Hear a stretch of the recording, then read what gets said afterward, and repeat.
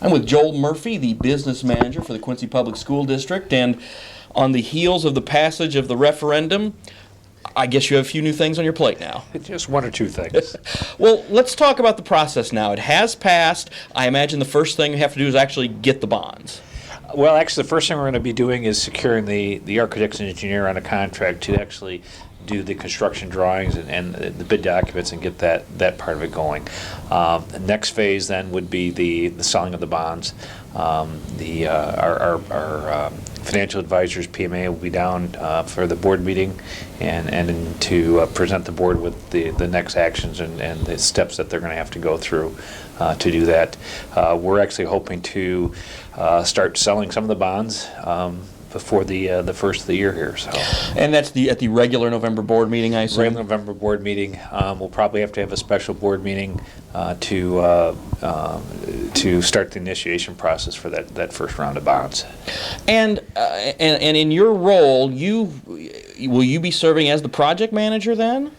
I'll be the key person for the school district. We'll hopefully have our some of our maintenance people involved as far as some of the day-to-day stuff at the construction, and then also rely upon the architecture and engineering firms to provide some of that construction oversight and such. But you've been involved with this before, though, correct? In some way? Yeah, I'm trying to count the other night. I think this is probably will start my 14th or 15th building that I've been involved in as far as construction goes. And this was with previous school districts? Previous school districts, yes. Okay. Yes. Well, and I think that's some valuable knowledge. And I think that's one thing that didn't really get talked about much in the process was the fact that, I know I had known that and I'd talked to some people about it, but in a couple of the things I watched it was mentioned, but I think that's key as well.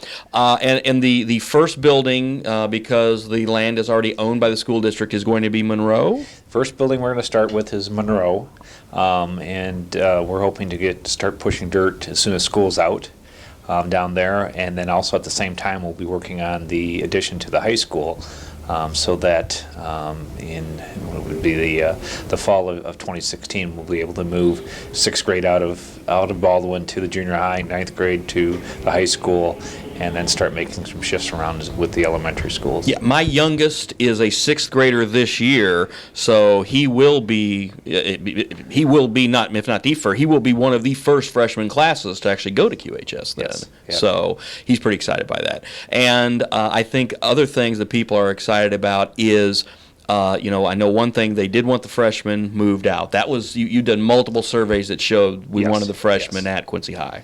And talking with a lot of the teachers and stuff like that, they really want the freshmen at the high school. There's just the resources and things there. They're trying to teach freshman classes at the junior high, and it doesn't always necessarily, even just the kids' attitude sometimes, well, this is junior high, this isn't high school. Right. Well, your grades count, and right.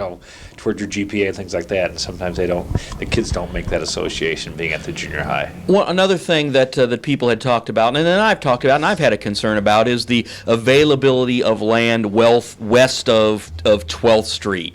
I guess that process is also getting ratcheted up in earnest, although Correct. Some discussions had been had about other properties already. Well, we're still continuing some of those discussions. We've backed off of the South Park one, in cooperation with Notre Dame down there, and but we're still looking at a couple sites and still, be working with the Park District and the city to help us identify some sites and where we might be able to put some buildings.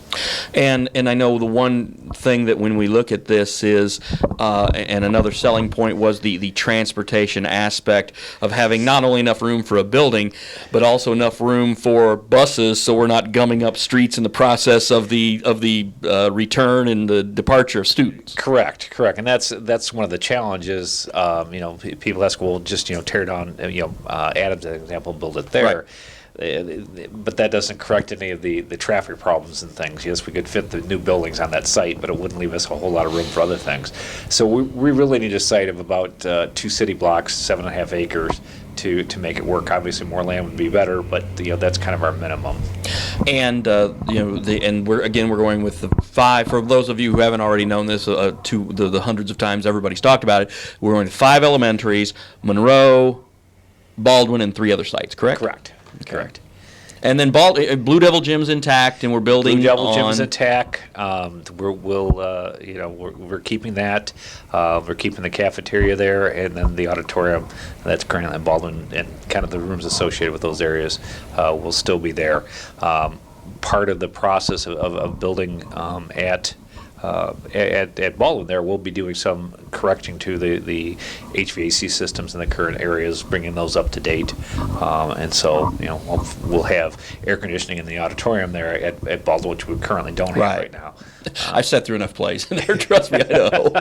So we'll have that. We'll try to make some upgrades as we can to the Blue Devil Gym.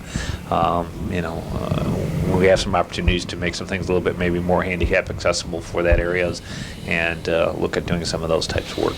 And after $89 million and it's all said and done, the end date when everything will be in place is? Basically about 5 years it's going to take us. Typical construction schedule is anywhere between 15 and 16 months for one of these new buildings, and that's actually a pretty aggressive schedule. But we're hoping to stair-step them so that there's about 6 months between the start of each project, so that we can kind of share the labor load out there. Will there be any time where two buildings are being worked on at the same time? Yes. Okay. Yeah. Have to have that done to get that window, I Have guess. to have it done to get that window, exactly. All right. Well, again, Joel Murphy was my guest today, and he's very busy, so I'm going to let him go. Thank you for your time. Thank you.